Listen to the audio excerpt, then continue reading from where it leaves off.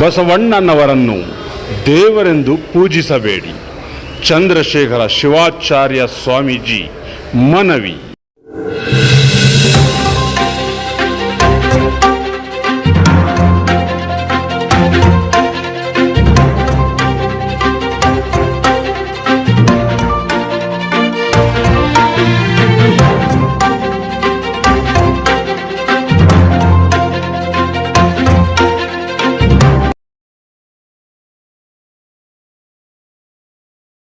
ಬಸವನೆ ಮಾಮರ ಶರಣರ ಸಿರಿಬಳ್ಳಿ ವಚನಾಮೃತ ಫಲ ಅನುಭವದಲ್ಲಿ ಎಲ್ಲಿ ನೋಡಿದರಲ್ಲಿ ಅರಳಿತು ಆ ಬಳ್ಳಿ. ಜಗಜ್ಯೋತಿ ಬಸವಣ್ಣನವರನ್ನು ದಯವಿಟ್ಟು ದೇವರು ಎಂದು ಪೂಜೆ ಮಾಡಬೇಡಿರಿ ಎಂದು ಬೆಟ್ಟಹಳ್ಳಿ ಮಠದ ಪೀಠಾಧ್ಯಕ್ಷ ಚಂದ್ರಶೇಖರ ಶಿವಾಚಾರ್ಯ ಸ್ವಾಮೀಜಿ ಮನವಿ ಮಾಡಿದ್ದಾರೆ. ರಾಷ್ಟ್ರೀಯ ಬಸವತತ್ವ ಪರಿಷತ್ತು ಬೆಂಗಳೂರಿನ ವಿಜಯನಗರದ ಪಾಲಿಕೆ ಭವನದ ಡಾಕ್ಟರ್ ಎಂ ಚಿದಾನಂದ ಮೂರ್ತಿ ಸಭಾಂಗಣದಲ್ಲಿ ಮಂಗಳವಾರ ಆಯೋಜಿಸಿದ್ದ 75ನೇ ಶರಣ ಸಂಗಮ ಕಾರ್ಯಕ್ರಮದ ಸಾನ್ನಿಧ್ಯ ವಹಿಸಿ ಅವರು ಮಾತನಾಡಿದರು.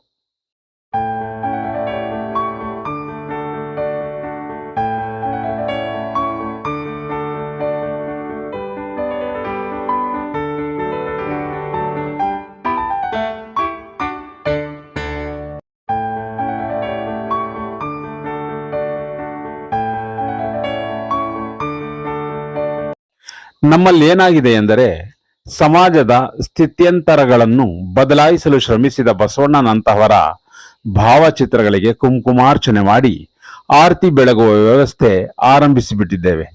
ಇದು ದುರಂತ. ವಾಸ್ತವಿಕವಾಗಿ ಬಸವಣ್ಣನವರು ವ್ಯಕ್ತಿ ಪೂಜೆಗೆ ವಿರುದ್ಧವಾಗಿದ್ದರು ಎಂದರು.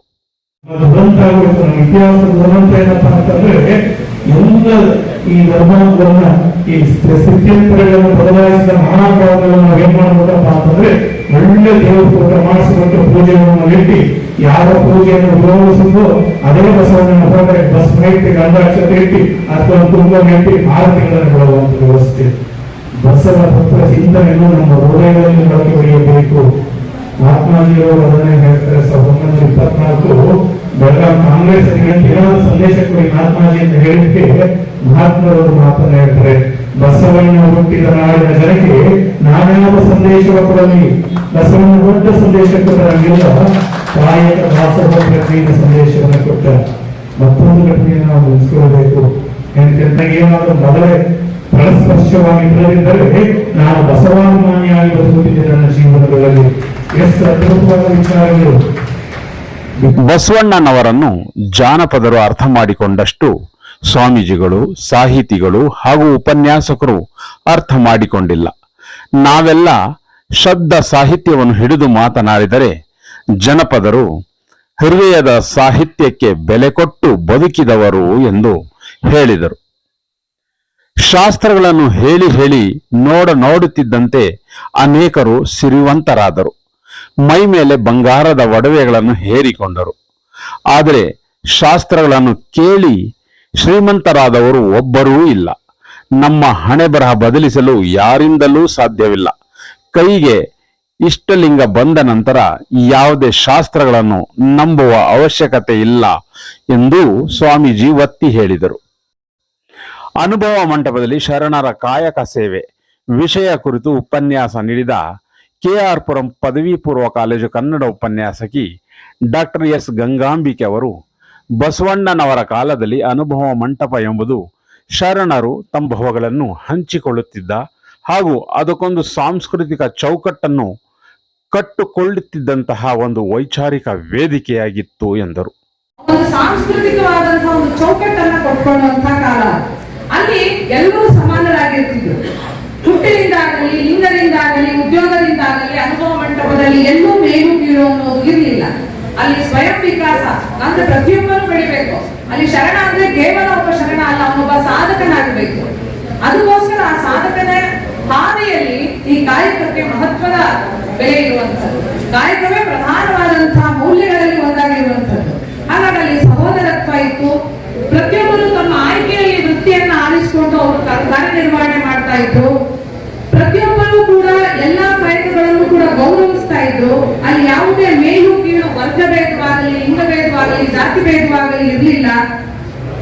ಮತ್ತು ಅಲ್ಲಿ ಅನೇಕ ರೀತಿಯಾದಂತಹ ಮೌಲ್ಯಗಳಿಗೆ, ಮಾನವೀಯ ಮೌಲ್ಯಗಳಿಗೆ ಬಹಳ ಮಹತ್ವ ಇತ್ತು. ಈ ರೀತಿಯ ಕಾಯಕ ಸೇವೆಯನ್ನ ಮಾಡ್ತಾ ಇದ್ದಂತಹ ಅನೇಕ ಶರಣರನ್ನ ನಾವು ಕಾಣ್ತೇವೆ.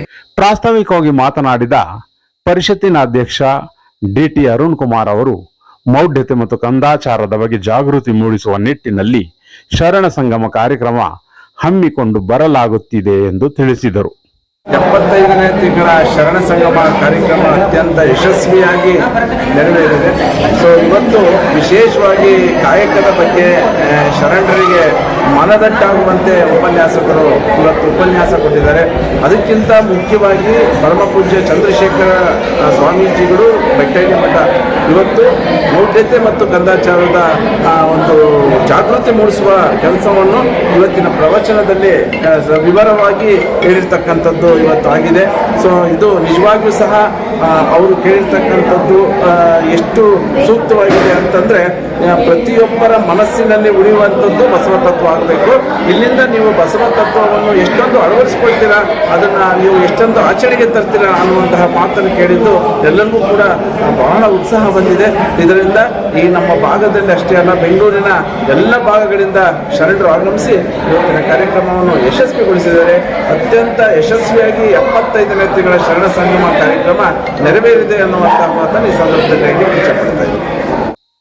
ಕಾರ್ಯಕ್ರಮದಲ್ಲಿ ದ್ವಿತೀಯ PU ಪರೀಕ್ಷೆಯಲ್ಲಿ 7ನೇ ರ್ಯಾಂಕ್ ಪಡೆದ ಮಯೂರ ಎಂ ದೀಕ್ಷಿತ್ ಹಾಗೂ 589 ಅಂಕ ಪಡೆದ ಋತು ಎಸ್ ಭಟ್ ಅವರನ್ನು ಸತ್ಕರಿಸಲಾಯಿತು.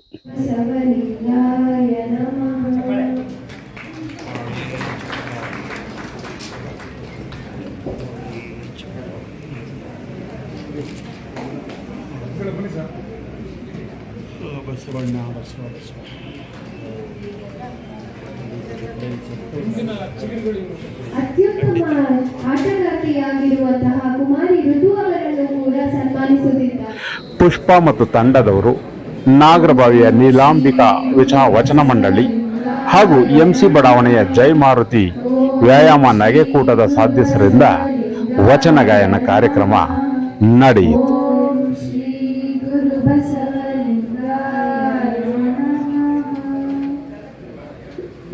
ಬೆಳ್ಳನೆಯರೆಡೆತು ಬೆಳ್ಳಿಯ ಬಾರುಗೋಲು, ಬೆಳ್ಳನೆಯರೆಡೆತು ಬೆಳ್ಳಿಯ ಬಾರುಗೋಲು, ಬಂಗಾರದ ಆಸೆಗೆ ಬಲಗೈಲಿ. ಇನ್ನೊಂದು ಕೇಳ್ಕೊಳ್ತಾನೆ ಒಬ್ಬ ಕಾಯಕ ರೈತ, ಆ ವರ್ಷ ಹಂಗಾಯ್ತು, ಈ ವರ್ಷ ಹಿಂಗಾಯ್ತು, ಆ ವರ್ಷ ಹಂಗಾಯ್ತು, ಈ ವರ್ಷ ಹಿಂಗಾಯ್ತು, ಮುಂದಿನ ವರ್ಷ ಮಳೆ ಬರಲ್ಲ, ಮುಂದಿನ ವರ್ಷ ಬೆಳಬರುವ ಬಸವಣ್ಣ, ಮುಂದಿನ ವರ್ಷ ಬೆಳಬರುವ ಬಸವಣ್ಣ, ಬಂಗಾರದ ಕೊಳ್ಳಿಗೆ ಬಂಗಾರದ ಕೊಳ್ಳಿಗೆ ಸಿರಿಗೆಜ್ಜೆ. ಬೆಳ್ಳನ್ನು ಎರಡೆತ್ತು ಬೆಳ್ಳಿಯ ಬಾರುಗೋಲು, ಬೆಳ್ಳನ್ನು ಎರಡೆತ್ತು ಬೆಳ್ಳಿಯ ಬಾರುಗೋಲು, ಬಂಗಾರದ ಆಸೆಗೆ ಬಲಗೈಲಿ, ಬಂಗಾರದ ಆಸೆಗೆ ಬಲಗೈಲಿ ಇರಕೊಂಡು ಒಂದು ಬಿದ್ಯಾರೋ ಒಳಿಸಾನ, ಒಂದು ಬಿದ್ಯಾರೋ ಒಳಿಸಾನ, ಒಂದು ಬಿದ್ಯಾರೋ ಒಳಿಸಾನ, ಒಂದು ಬಿದ್ಯಾರೋ ಒಳಿಸಾನ.